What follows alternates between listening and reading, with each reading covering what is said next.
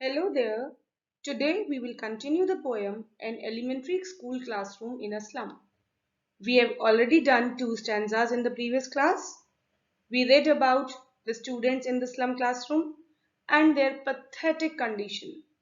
We also read about the condition of the classroom and all the pictures that are hanging on the dull walls of that classroom.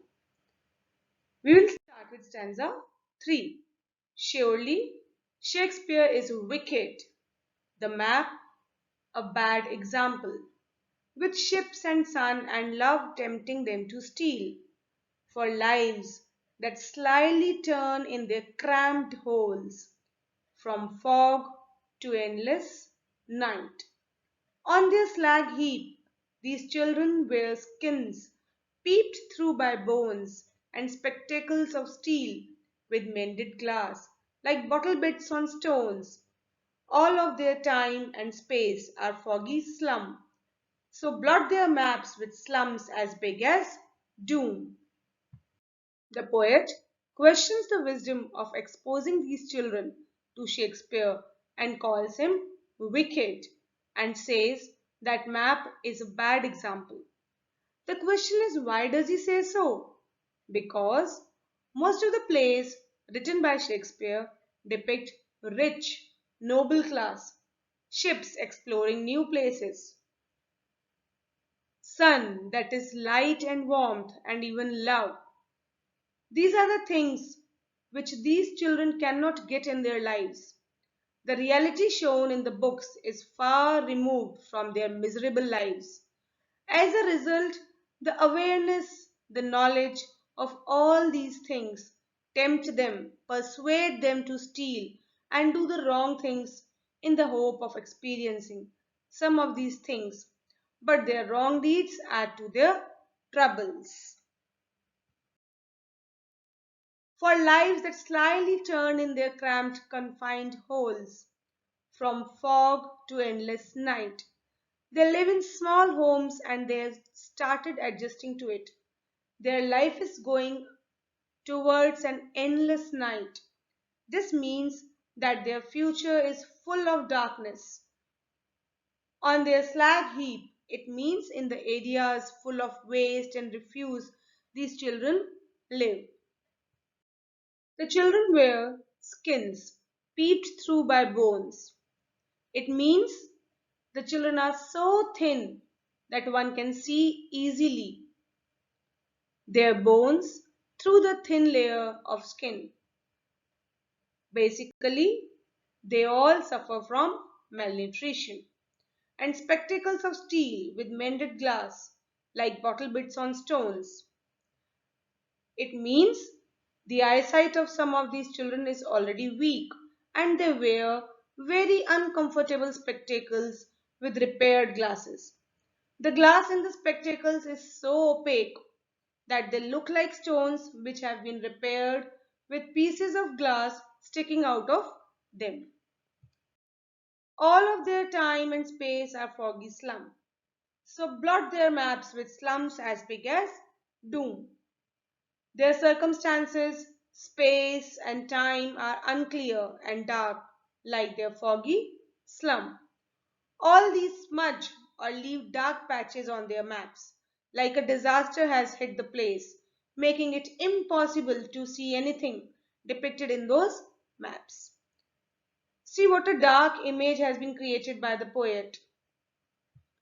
Now, coming to the literary devices, we have metaphor again. Their homes are very small, like holes. Simile is there. They're repaired spectacles. Then we also have alliteration. You see, use of F sound like from, fog. Finally, stanza 4. Unless governor, inspector, visitor, this map becomes their window, and these windows that shut upon their lives like catacombs, break, oh break, open till they break the town, and show the children to green fields, and make their world run azure on gold sands, and let their tongues run naked into books, the white and green leaves open, history theirs, whose language is the sun. So the poet is trying to show a way out of this dark, bleak world of slum. He says, rather warns, that unless governor, inspector, visitor means people like you and me, put in the effort, and this map becomes their window, their reality. Change is hard. The poet says that the government should take notice of the problems being faced by these kids. He urges them to change the life of these kids and make the world map a reality for them, and these windows that shut upon their lives like catacombs. Catacombs are underground burial grounds. So the poet is saying that their windows that have shut them inside these dark places and which act as their tomb need to be broken. He continues, break, oh break, open till they break the town. That is, there is a need to break the restrictions put on them due to their poverty and show the children to green fields and make their world, that is, bring these children out of their dark slums and show them outside green world full of hope, life and energy. Run azure on gold sands, and let their tongues run naked into books. The white and green leaves open. These children should be given a chance to move away from fog and experience the beautiful bright blue sky. He wants these children to experience the sands and the beauty of nature, as this will lead to a desire of gaining knowledge. They will then go through the white and green leaves.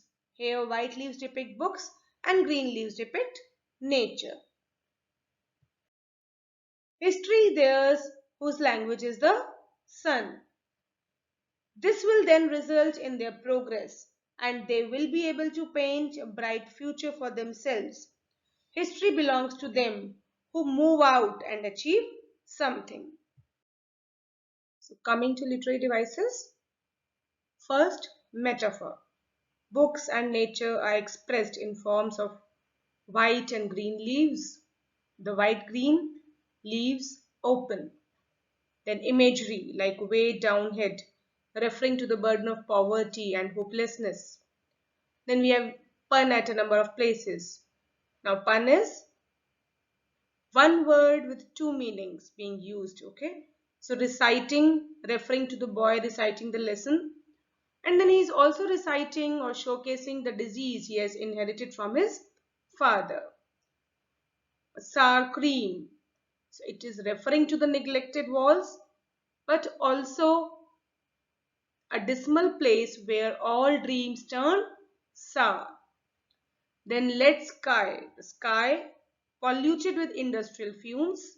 Also a sky that does not open opportunities for them. Then we have symbols at a number of places. First, squirrel.